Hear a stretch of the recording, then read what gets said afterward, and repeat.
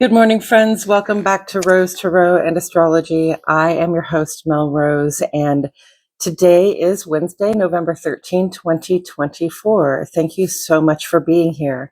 Thanks for spending this time with me, and thank you for checking in on your current regular astrology. As you know, as above, so below. So you and I are part and parcel with the whole universe. And if we can get a clue as to what kind of universal energies are at play that might be putting opportunities or obstacles or surprises in our path, that's all the more information we have to navigate our own lives more smoothly. And I don't know about you, but I'll take all the help I can get. So I'm really happy that you're here with me on that journey. I hope that wherever you are in the world, you're feeling very happy and well and loved and blessed and whole and supported. I can say the same for myself here in beautiful Lee Summit, Missouri. It is a cold and rainy morning, just beautiful outside. I've got the door cracked open so I can hear that rain falling. So thank you for being here. Before we get started, let me go ahead and ask you to like the video, give me a thumbs up, subscribe to the channel if you haven't already, and leave a comment down below if you'd like to say hello to me so that I can say hello back to you, okay? All right, so for the astrology today, we have Sun in Scorpio and Moon in Aries. So the thing that Scorpio and Aries have in common is that they're both ruled by Mars. They are the two signs in the Zodiac that are ruled by Mars. And while they're both ruled by Mars, which is the planet about our personal planet for like our assertiveness, the way that we assert ourselves in the world, you know, Scorpio and Aries are different elements. They're completely different kinds of signs from one another. So, you know, Scorpio, the way it is assertive is a little more, it's intense. It's somewhat strategic and controlled. And it's really about waiting for the right moment to act, waiting until some kind of action is required, and then using one's energy, one's emotional strength and power, one's personal sense of fortitude to push through a situation, to transform it in a positive way. So that's Sun in Scorpio. And because it's the Sun in Scorpio, it's a time to be really looking for the right moment to act on how to transform things in our work, social, and civic lives, right? Taking a look at that public life that we live and really giving some thought to whether we're expressing ourselves as authentically as we can in those spheres. And if we're not, then there might be something that has to change. There might have to be something within us that we have to transform, some sort of psychic hairball that we need to cough up and get out of the way so that we can make progress the way we would like to. Now, the moon is in Aries, and Aries is the more direct kind of Martian energy. It's very external. It's very openly direct. And you will notice this assertiveness. It can be very impulsive. It can seem very brave. Okay. It's action oriented. So, the strength that we rely on in Aries is more about the strength of our physical bodies, our willingness and ability to physically act, rather than that emotional push or that push from deep within to clear up a situation. Aries is more impulsive, more likely to act before the time is right, necessarily, right? Just to take action, just to say that they've done something, that we've done something, because we are all under the influence of Mars. We are all under the influence of Scorpio and Aries in our lives every day. So just the moon in Aries is really a time in our personal lives and, in our home lives, in our closer relationships, when we feel a little restless and we want to initiate some things, or maybe we need to set some boundaries. But whatever it is that we need to tackle in our personal lives, we're going to tackle it head on at this time. And, that moon is also a waxing gibbous. We are coming up on the full moon in Taurus on Friday. So we've got a couple days to put a ribbon on those things that we have been trying to accomplish in time for the full moon. Okay. Whether those are full-on accomplishments or partial accomplishments that are getting us on our way to our larger goal, right? So go ahead and, tie up what it is that you have, tie up and tidy up what it is that you've been working on so that you can call it a goal met. Okay. So that when we get to that full moon on Friday, we have something to sort of pat ourselves on the back and say, hey, yay, I did it. I have an accomplishment for the full moon. We have culminated something.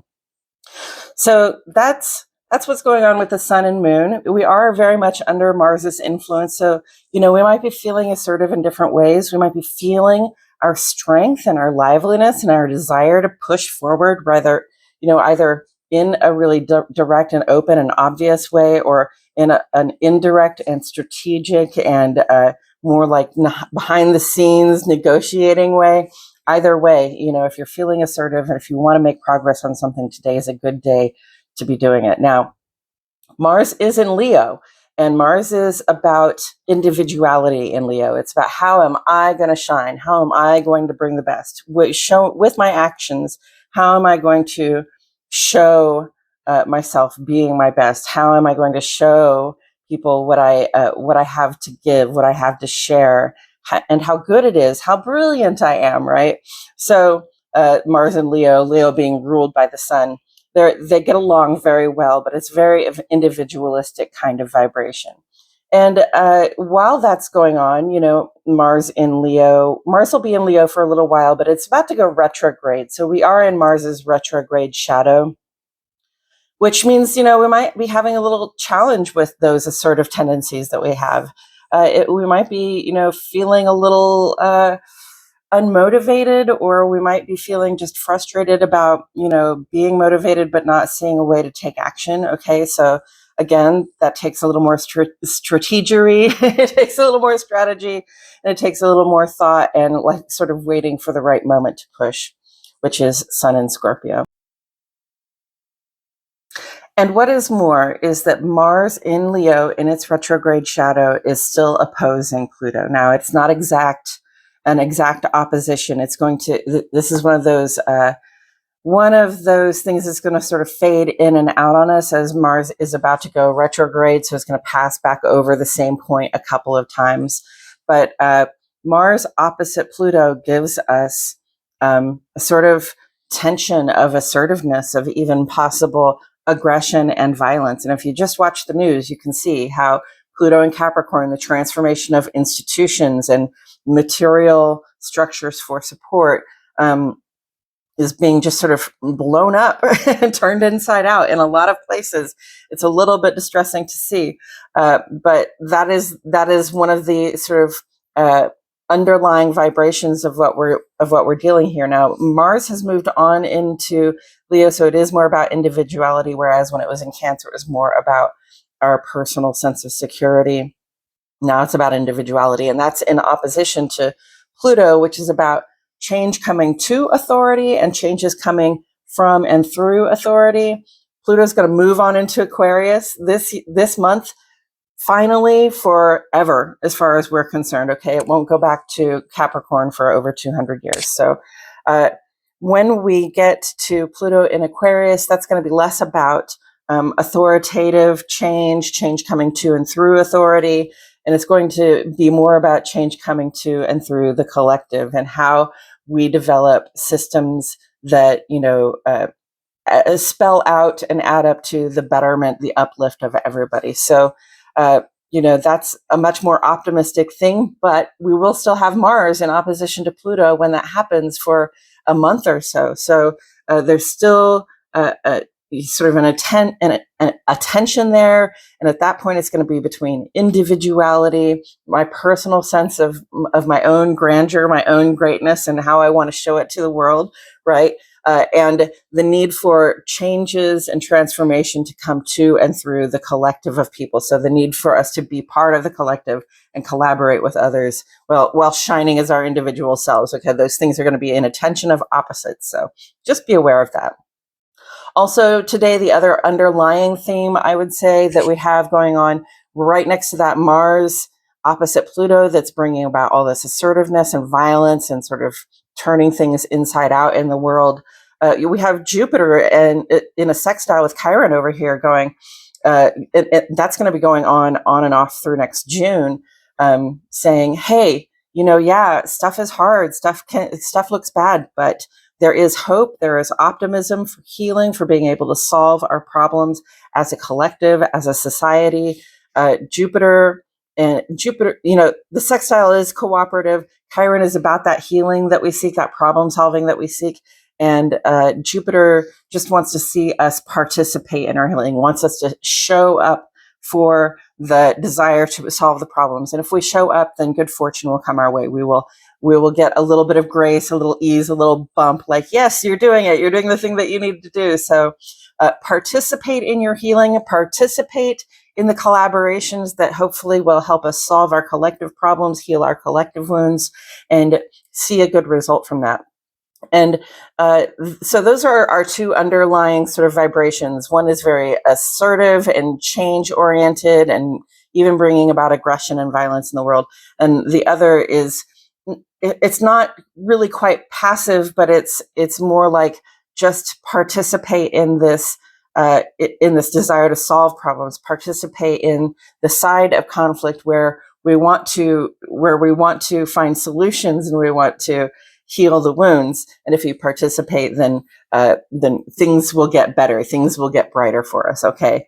And especially today, the sun is making an adjustment to that Jupiter sextile Chiron vibration. So that tells me that in our work, social, and civic lives and the way we present ourselves in public, we need to be a little more out and open about our optimism, about our hopes for healing, okay, about our hopes to cooperate with other people.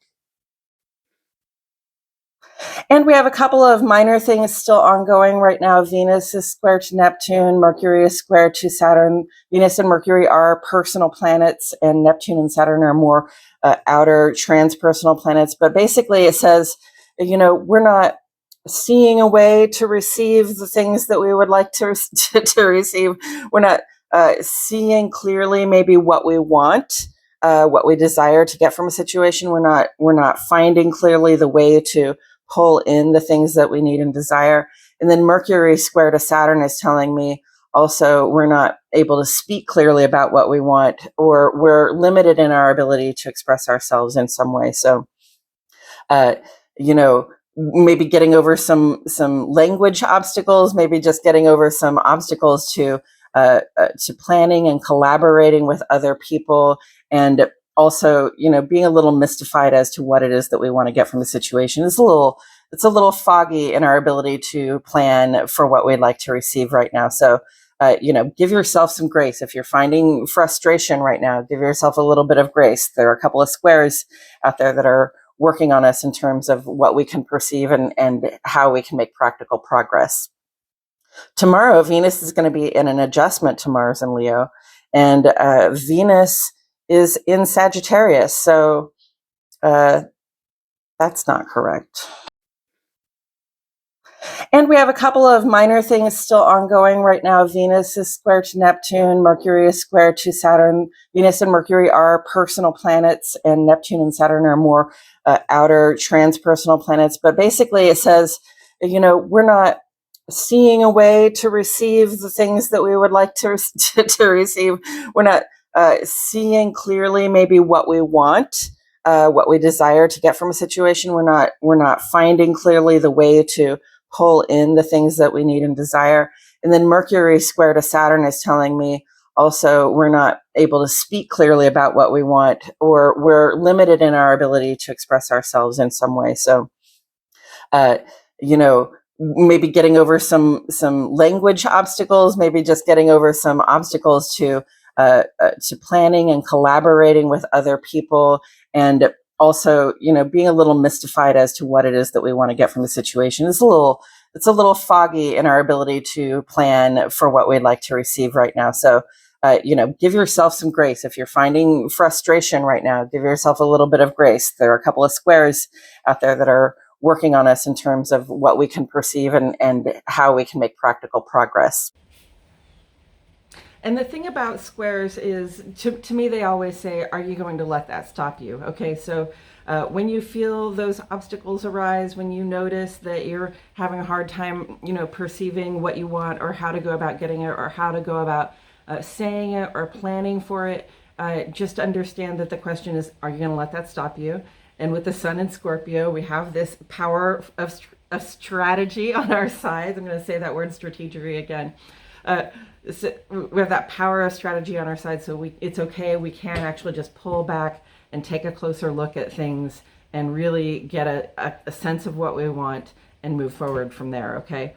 That's today. That's where we're at today. And then tomorrow, Venus is going to make an adjustment to brilliant, individualistic Mars in Leo. So Venus is in this adjustment energy with Mars. It's sort of like the we adjusting to the me. Okay, so that's going to be what you make of it. That adjustment energy is neither necessarily good or bad. It's really going to be like, am I going to be optimistic and positive about this, or am I going to not enjoy this opportunity for the we to adjust to the me, for the relationship to adjust to what the individual seems to think they need. Okay. And then on Friday is a powerful and impactful day. I really, really recommend trying to take it easy on Friday. We have a full moon in Taurus, which is a beautiful time to have a full moon. It is a beautiful full moon, the one in Taurus. And it's really very much about feeling grounded and well-resourced, having all the materials, having all the nice things around us that we like to have, feeling very comfortable and well-supported.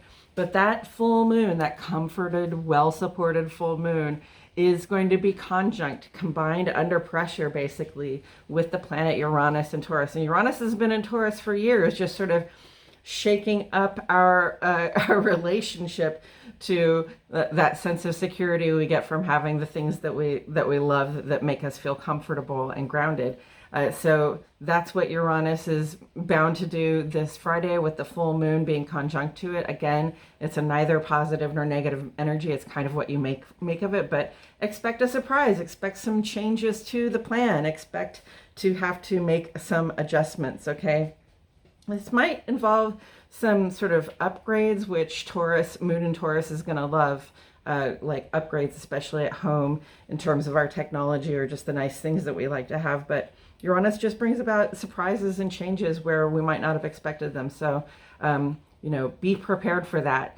Also on Friday, Saturn is going direct. So it could be a really positive thing. Saturn going direct in Pisces. Saturn's not its most comfortable in Pisces, but Saturn going direct in Pisces just gives us some forward motion. Saturn has been sort of pulling some power. We've been talking about Saturn a lot lately, about what's practical, about what adds to our sense of security and stability, what adds to the strength of our networks for support.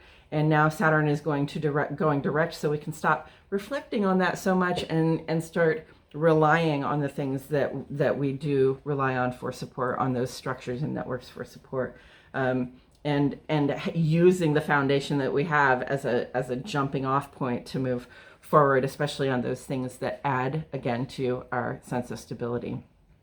And then after the moon is conjunct Uranus for the full moon on Friday, on Saturday, the sun will have an opposition to Uranus, which is very similar because the sun was opposite to the moon to make the moon full. So I think it's just sort of reinforcing or maybe extending the life of the surprise, extending the life of the shakeup that occurs with that full moon. Okay, so just be aware. There might be a surprise. It might last us a couple days. There might be a series of surprises or new information that come out, or just sort of upgrades in perspective or in the things that we like to have.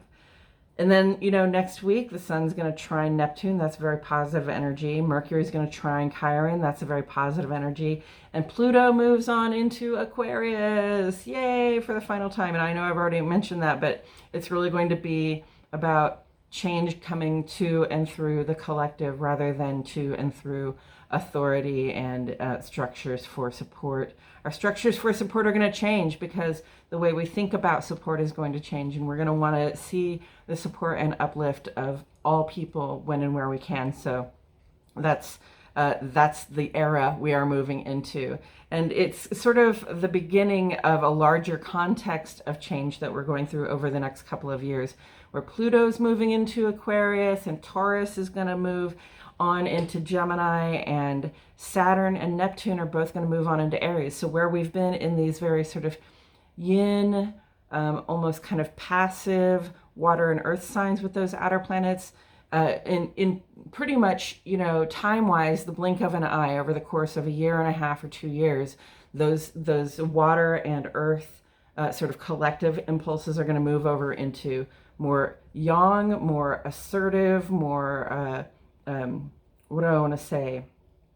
Assertive and gosh, I can't think of that word, but an optimistic approach, a little more optimistic and can-do approach to our social sphere. Okay, so we're going from water and earth to fire and air. It's going to be a completely different way of creating, instead of trying to build structures for support and doing so in a way that hopefully they will stay together.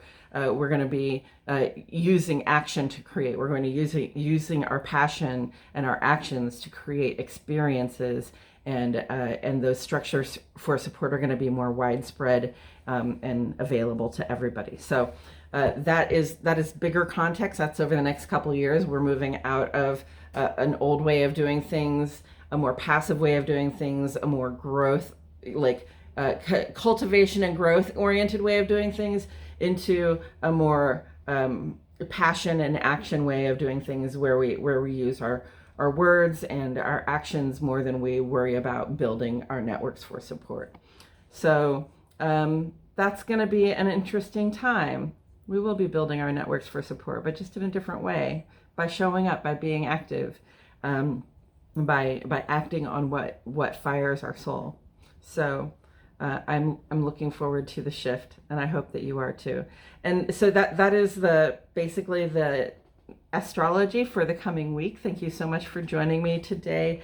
I will see you not next Friday, but this Friday for the full moon in Taurus and Saturn going direct.